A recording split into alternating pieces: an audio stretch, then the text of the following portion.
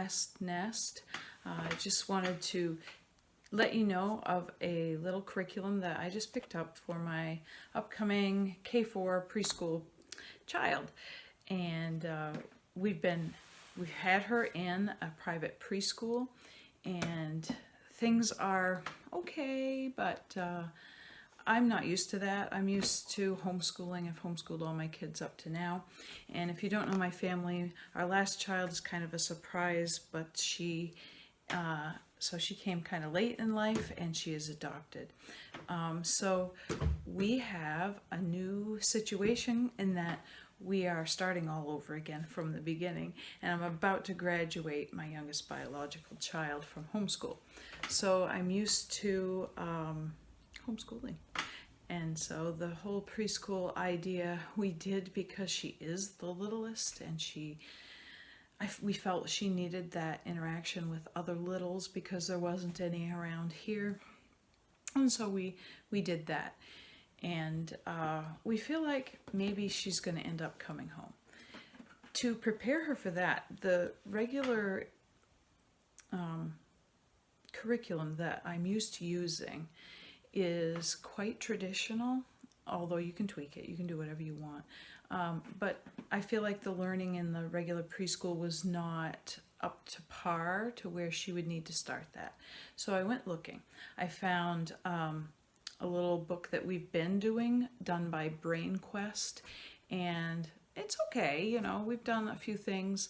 I've done some Montessori shelf work with her and sandpaper letters and things like that. So she knows quite a few of her letters, but she doesn't have them all mastered. So I felt like she needed something more, and that little booklet really wasn't doing well. When you don't pay much for something, sometimes, for me anyway, it feels like I don't really have to do this every day. Oh, that's probably a character flaw in me. But anyways, I went looking and found this. And this is the little container that I got. Everything for the K4 is going to fit in here. What we decided to do is do this curriculum during the summer, and to try to get her ready for more traditional homeschooling that I am used to. And this is done by The Good and the Beautiful. If you have, they're kind of a big deal right now, new on the scene for homeschoolers. And I'm not one to jump in on a bandwagon for new stuff, but this seemed to fit the bill, at least for this age did. And so I'm going to show you what I got. I got it in the mail the other day. I've seen a lot of unboxings, so I didn't really feel like doing that. But I got all the little things ready to go, and we're going to start that and do this during the summer for her. And this is the main part of the curriculum. It's called the course book, so it's for 3 and 4-year-olds. And I found it to be so beautiful as I was looking through. Very simple, very open and go for a parent. And there's the page that talks about how to use the course. Couple of pages. It lists what you need to have on hand for each lesson. So I've gone ahead and gotten all that together. Mostly it is things that you would have around the house. You know, if your kids, maybe you don't have glue sticks around, I don't know. We did. So things like that, you would just go collect. And they actually fit in the top part of this little container, which is called, Latchmate. So that goes in the top of this container, and it's filled with all the stuff she's going to need. Now I've seen lots of people showing the first pages of this, so I'm going to try and go through a little bit differently, but it does start out introducing all the letters of the alphabet and their sounds and how to write them. It has things like cutting practice. Here's some more letter skills. Match the uppercase with lowercase, that looks like. It has games throughout, and that are written right into the course book. I thought that was really nice, because in other things that I have used, you have to cut them out, you have to print them, or you have to laminate them, you have to get them ready, and it gets intensive. And I have a busy life, you know, so I'm sure we all do. So this is really great. It also has picture studies in it. Here's a little bit of handwriting.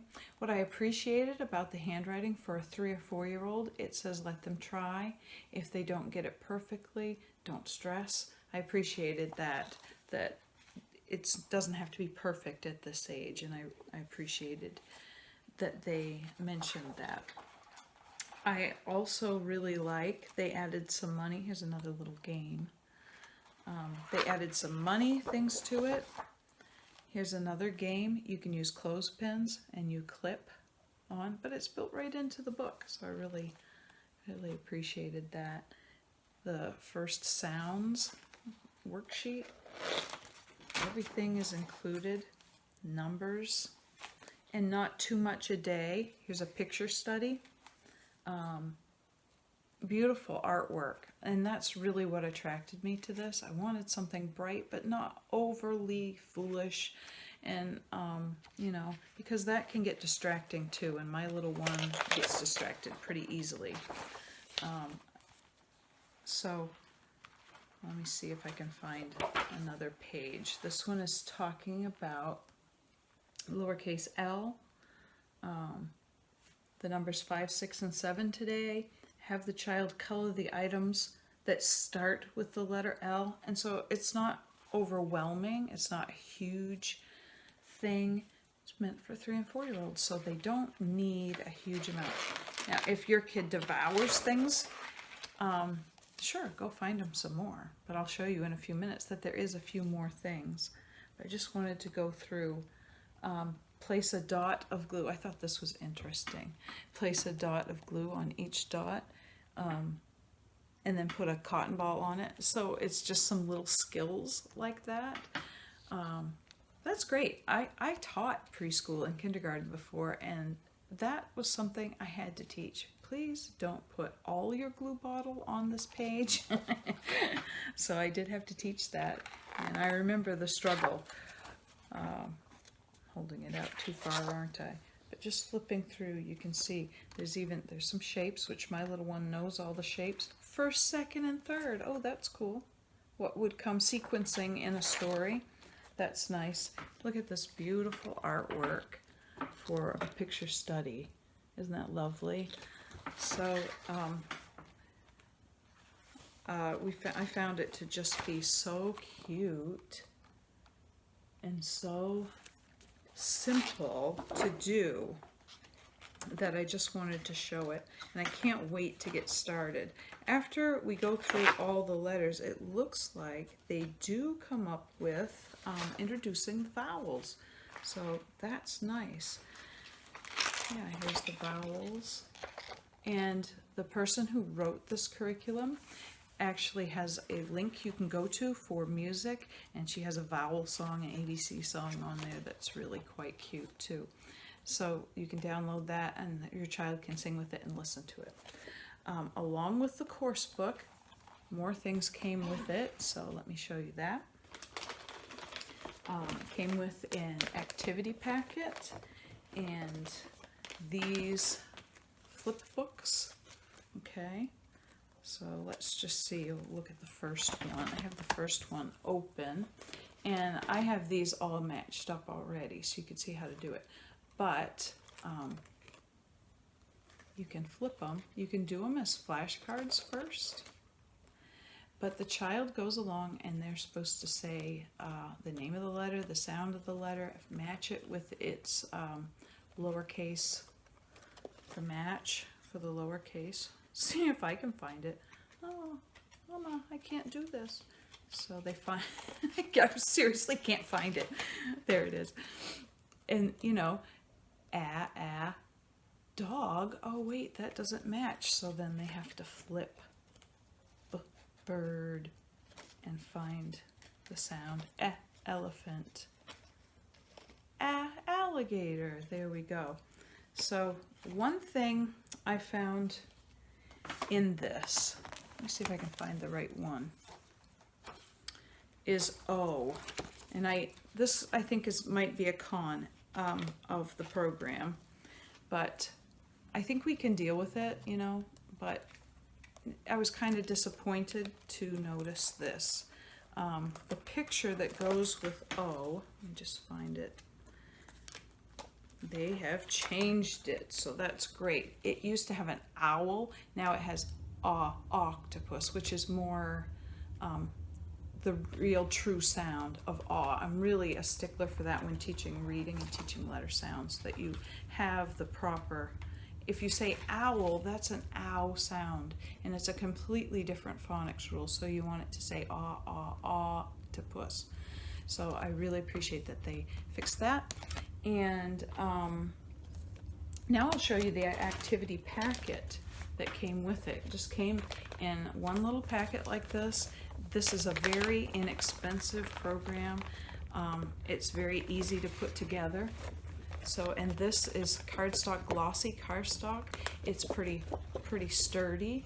And you just prepare the little parts of it and it's ready to go.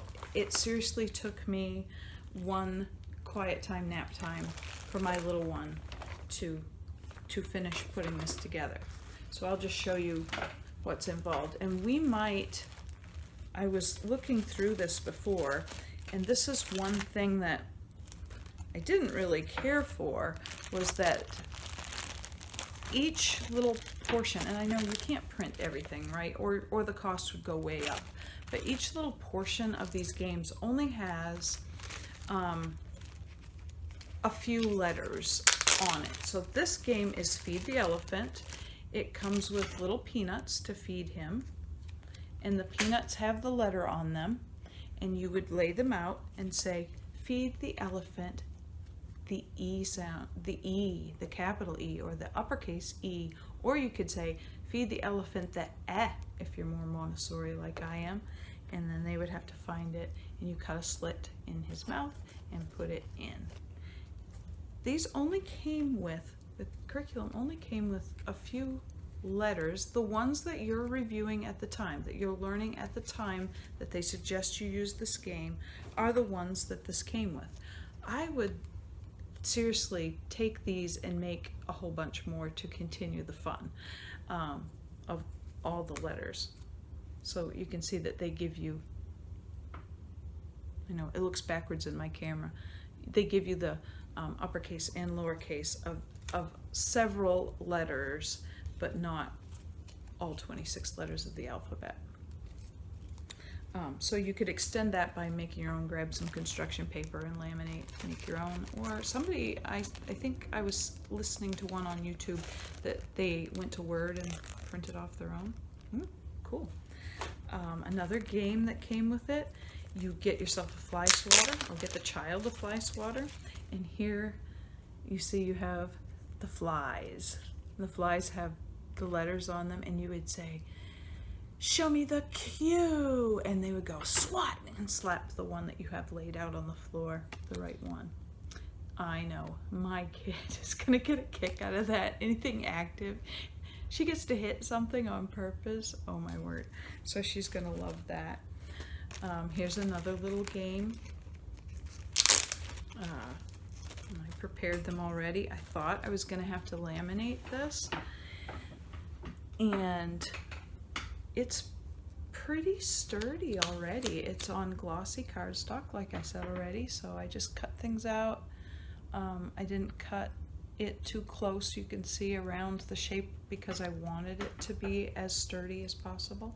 We have the little mouse, and then he has these little houses, and they're really cute. They have the letters on them, and you would lay them out and hide the mouse underneath one of the houses, and they have to try to pick the one that they think the mouse is hiding under, and they have to say the sound or say the name of the letter, however you work it, in order to be allowed to turn it over to try to find the mouse. So cute. There's the one I dropped, is another one very similar to that. It has pets in the house, so you have different pieces of furniture this time, and I dropped one of the animals. Different pieces of furniture that you would lay out. Okay, super cute. And there's the wagon full of toys. And they have little pets, and you would hide the pet behind that, and then they would have to say the sound or the name of the letter, however you work it, and try to find the pet underneath. You know, and then they win, and however you want to do that. I'm sure there's a lot of suggestions on how to use it. There's another little pet that you can hide. I'm dropping everything. There's the doggy. Okay. And then not last, but okay, there's one more after this. This one is a matching game. So again, I thought I was going to have to laminate, but they are sturdy. It's definitely worth the money. So you could lay these out and play a memory game with uppercase and lowercase letters. Or then I really appreciated this because the learning was extended. There's picture cards, so you can match, you know, okay, you found you, that makes the sound. Umbrella is the match, so you can put those together, and these do have all the letters of the alphabet in them, so that was great too. The last but not least game is stuck in the activity packet. Okay, is a number slide. So it comes with, I already put it together. You can see you put little slits here, and it makes a window. And then your child can slide it up and down and identify the number. It says, cut out the window, cut slits on the dots. You can cut out the circle if you want to. I just left it like this because I need as sturdy as I can get. Cut out the number strip and put it in, insert it so that the number shows in the front, and have the child pull the number strip through as they say the number. And again, you could make more strips to put through here because they only supplied you know, a few numbers on their number strip. And I'm sure going through the curriculum, I'm going to see why they only used some. But to me, I like to extend learning if she's having fun with something like this, to go ahead and add to that. So I probably will do that. And as you can see, I put it all in this container, and there's plenty of room for other things in this container.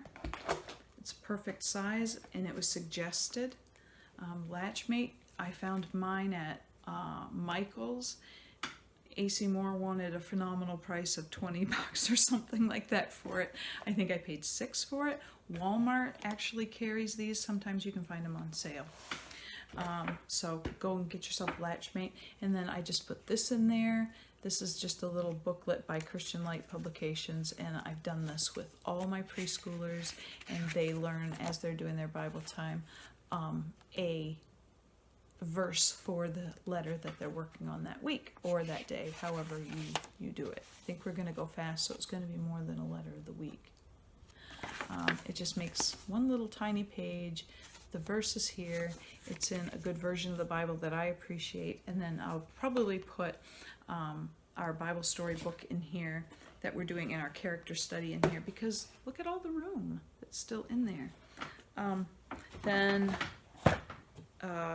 Oh, here's another game. I forgot. I'm so sorry. This came as a dice that you put together, a die, and the child would just roll it, you know, and then have to identify the number, the letter or the sound that they roll. So again, it only has the letters that they're working on at the time on that. Okay, so I had it in my tray up here because it fits in there. It doesn't, you know, I could put it in the bottom, but I'm afraid it got crushed, and it would get crushed, and it has its own little spot here. It's great. So you can see some of the things I put in there. Put some paints, glue, crayons. It asked for some Play-Doh, so I stuck some in. They gotta have scissors. They need to have a clip clothespin or a clip. Some of the games are at the edge of the page and they have to clip on the right one, the right letter. It asked for pennies. I was saying earlier, I don't know if I finished saying my thought, but they actually teach penny, nickel, and dime. I thought that was pretty cool. For some of the art, there are Q-tip dots to do, and that's one of the things it suggested to have. A glue stick and some, sometimes glue sticks don't cut it. I put several different kinds of paintbrushes in. Little hands sometimes need different things. What else? I got a pencil in here, and this is a triangular shaped pencil. Good for pencil grip.